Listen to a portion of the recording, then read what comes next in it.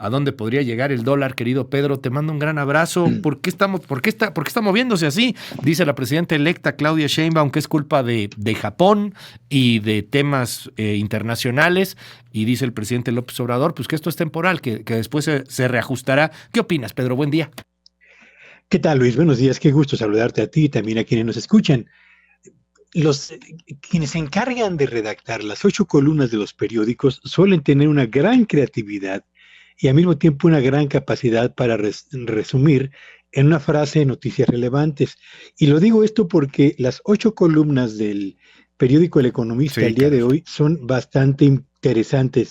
Dicen, pone pausa el presidente con las embajadas y da play a la caída del peso en el mercado cambiario. Y eso es exactamente lo que está ocurriendo en este momento. A ver, podemos culpar al mundo, a las relaciones internacionales, al imperialismo avasallador yanqui, etcétera, de lo que ocurre en los mercados financieros del orbe, y podemos tratar de enganchar a esa explicación el retroceso del peso frente al dólar, pero también la caída del día de ayer de la bolsa de valores en sus principales indicadores, por o debido a la aversión al riesgo que tienen los inversionistas y a la cautela con la que están ahora mismo tratando sus compras de moneda mexicana o la compra de acciones de empresas mexicanas en el mercado bursátil. Pero lo cierto, Luis Auditorio, es que en esta ocasión el retroceso del peso frente al dólar ayer y la caída de la bolsa o de los principales indicadores bursátiles tienen que ver justamente con el aumento en la incertidumbre y la aversión al riesgo por noticias procedentes del territorio mexicano más que por acontecimientos internacionales.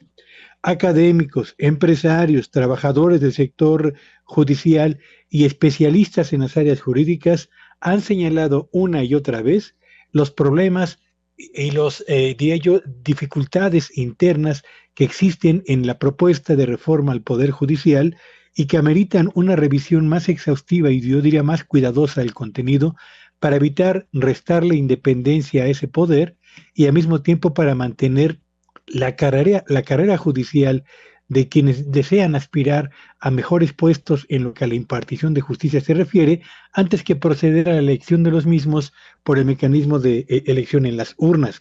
Pero además, Luis Auditorio, el hecho de que el presidente de la República pusiera en pausa diplomática las relaciones solamente con las embajadas de Estados Unidos y de Canadá, algo que no existe, digamos, en el argot del lenguaje de la diplomacia a escala internacional, no así con los gobiernos, bueno, pues eso también generó un motivo adicional de incertidumbre y de tensión acerca de las decisiones que se van a tomar en México en las últimas semanas que le quedan a la presente administración, y el resultado natural fue que el precio del dólar escaló hasta los 20 pesos en algunos momentos el día de ayer y que los principales indicadores bursátiles cerraron el día de ayer operaciones con caídas del orden del 1.3%. Sí, en este momento el precio del dólar ronda los 19 pesos con 50 centavos y habrá que ver cómo se comporta el mercado cambiario en la jornada del día de hoy, lo mismo que el precio de las acciones en el mercado bursátil.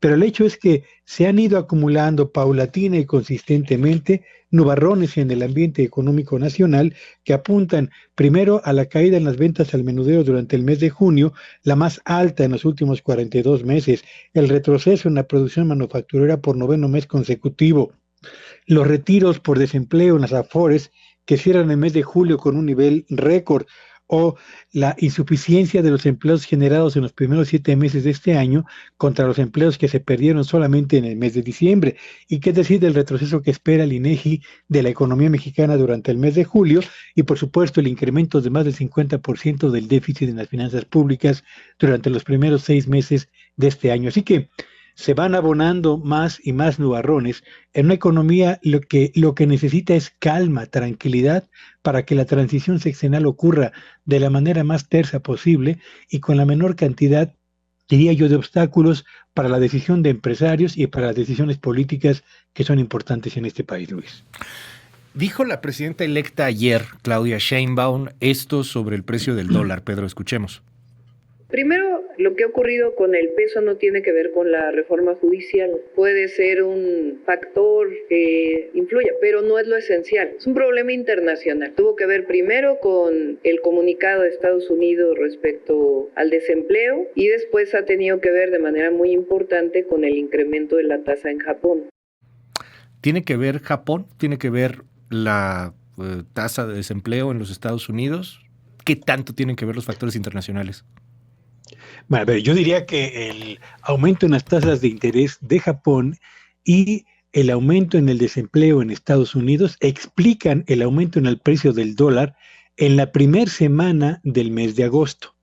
Ya estamos en la última semana, en los últimos días de agosto, y lo que ocurrió en el ámbito internacional fue que se recuperaron los precios de las acciones en los mercados bursátiles que se vieron afectados, entre ellos el mexicano, por las decisiones de Japón y el aumento en el desempleo de Estados Unidos.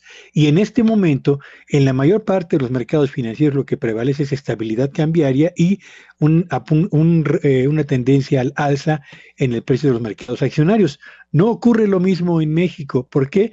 Bueno, pues porque cuando hay noticias internas que contrastan, digamos, con lo que prevalece en el ámbito internacional, eso obliga a los inversionistas, lo mismo en el mercado cambiario que en el mercado bursátil, a modificar sus decisiones de inversión, comprar dólares en el caso del cambiario y vender acciones en el caso del bursátil, para poder llevar esos recursos a opciones de inversión que a lo mejor no serán tan rentables como lo pudieran ser en México, pero que les van a dar mayor tranquilidad, mayor seguridad y mayor certidumbre acerca del rendimiento esperado en dichas inversiones, Luis. Así que claro, eso que argumentó ayer la presidenta electa aplica para lo que sucedió en los primeros 10 días de este mes, pero no en lo que ocurre en el ocaso del mes de agosto. Gracias, Pedro. Te seguimos en tu red. ¿Cuál es? Sígueme en X en @Petrillo Villagrán y que tengan un espléndido día.